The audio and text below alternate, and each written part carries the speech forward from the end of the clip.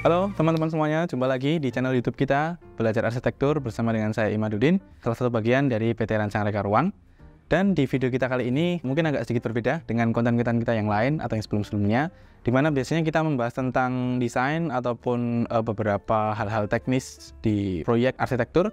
Namun kali ini saya akan mencoba mengulas tentang bagi teman-teman yang berminat ingin jadi seorang arsitek itu kira-kira harus melalui apa saja sih tahapan-tahapannya.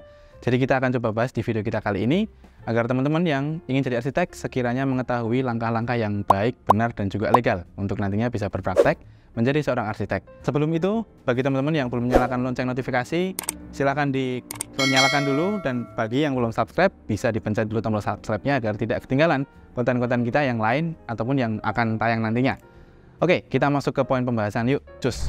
Kita masuk ke poin pembahasan yang pertama. Jadi langkah awal yang harus diambil bagi teman-teman yang berminat untuk menjadi seorang arsitek, itu tentu harus menempuh pendidikan arsitektur. Nah, bisa kita mulai dari mana? Kalau teman-teman yang berasal dari SMA atau SMK, bisa mulai melanjutkan atau memilih jenjang S1 di jurusan arsitektur. Di mana memang ini bisa dikatakan wajib ya bagi teman-teman yang ingin jadi arsitek, karena di jenjang S1 ini adalah basic atau dasar-dasar keilmuan tentang arsitektur akan diperkenalkan ke teman-teman. Baik itu hal-hal yang berkaitan dengan desain, prinsip-prinsip mendesain, ataupun sekedar nanti bisa mengetahui tentang proyek. Jadi kira-kira sebagai bekal ilmu pertama, teman-teman harus menempuh pendidikan S1 arsitektur. Nah, bagi teman-teman yang ingin melanjutkan jenjang S1-nya di program studi arsitektur, sudah banyak kampus-kampus yang menyediakan jurusan ini. Salah satunya mungkin ada di UGM, kemudian selain UGM juga sekarang di UTY sudah ada, UII, kemudian di Atmajaya, UKDW, Universitas Kristen Duta Wacana. Kemudian kalau di luar Jogja mungkin ada ITB, ada UNS. Nah, banyak universitas-universitas yang sekarang sudah menyediakan jurusan arsitektur yang kalau teman-teman mau pilih silahkan bisa dipilih sesuai dengan keinginan masing-masing. Nah, untuk tahap selanjutnya apa nih? Setelah misalnya teman-teman sudah menyelesaikan jenjang kuliah S1 di arsitektur, apakah langsung bisa berpraktik jadi seorang arsitek? Tunggu dulu, jangan buru-buru, jangan dulu, tenang. Masih ada prosedur lagi yang perlu teman-teman selesaikan. Nah, setelah kita menyelesaikan jenjang S1 arsitektur, ada baiknya atau mungkin malah disarankan ya, teman-teman mengambil pendidikan profesi untuk arsitek atau yang biasa kita kenal dengan PPARS, yaitu pendidikan profesi arsitek. Nah, di PPARS ini merupakan lanjutan dari jenjang S1 ya, di mana lebih spesifik terhadap keprofesian arsitek itu sendiri. Jadi teman-teman di jenjang PPARS mungkin akan lebih mengenal secara lebih mendetail tentang wawasan praktis ataupun tugas-tugas sehari-hari dari seorang arsitek. Selain kalau di S1 tadi mungkin cenderung lebih banyak ke fokus desain, di PPARS ini nanti juga teman-teman akan lebih detail lagi dikenalkan dengan manajemen seorang profesi arsitek itu seperti apa. Tahapan selanjutnya masih ada lagi ya? Oh masih, tenang.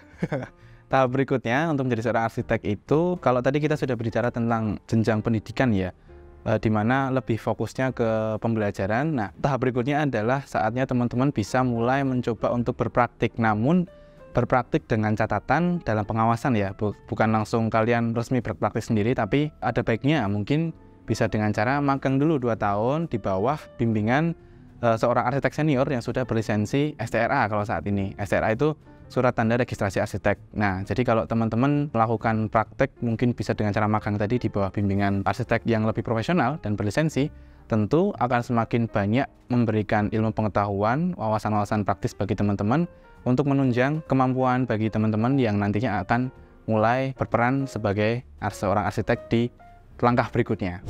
Langkah yang berikutnya atau langkah yang keempat adalah setelah teman-teman tadi menyelesaikan S1, profesi, dan mungkin juga sudah melakukan magang, ini teman-teman juga bisa bergabung dengan asosiasi arsitek yang ada di Indonesia, yang mana saat ini kita sebut dengan IAI atau Ikatan Arsitek Indonesia.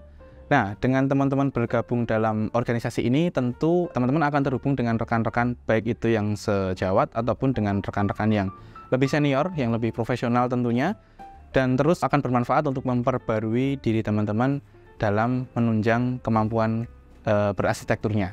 Langkah berikutnya nih teman-teman, ada baiknya teman-teman sudah harus memiliki yang dinamanya STRA tadi, yang sudah sempat kita singgung di awal, yaitu surat tanda registrasi arsitek yang menyatakan bahwa memang teman-teman secara kompetensi maupun secara keanggotaan itu terdaftar dan layak untuk berpraktik menjadi seorang arsitek.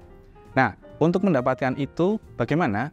Ada beberapa persyaratan. Salah satunya harus mengikuti penataran kode etik profesi terlebih dahulu sebelum teman-teman bisa dapetin SRA itu. Nah, setelah ikut penataran beberapa kali gitu kan, nantinya teman-teman akan gongnya atau ujungnya itu harus mengikuti ujian atau tes terlebih dahulu untuk menentukan kelayakan bahwa teman-teman ini lulus atau tidak agar bisa menjadi seorang arsitek. Kira-kira seperti itu. Nah, terakhir setelah misalnya nanti dinyatakan lulus, otomatis teman-teman akan mendapatkan SRA dan dari situ teman-teman bisa secara profesional, resmi, sah untuk berpraktek menjadi seorang arsitek. Kira-kira seperti itu. Nah, memang panjang, tetapi ada baiknya kalau itu dilakukan agar kita juga bisa berpraktik secara lebih profesional lagi.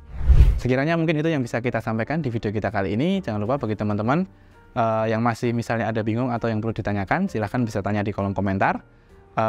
Dan terus pantau YouTube kita agar tidak ketinggalan video-video kita yang lain.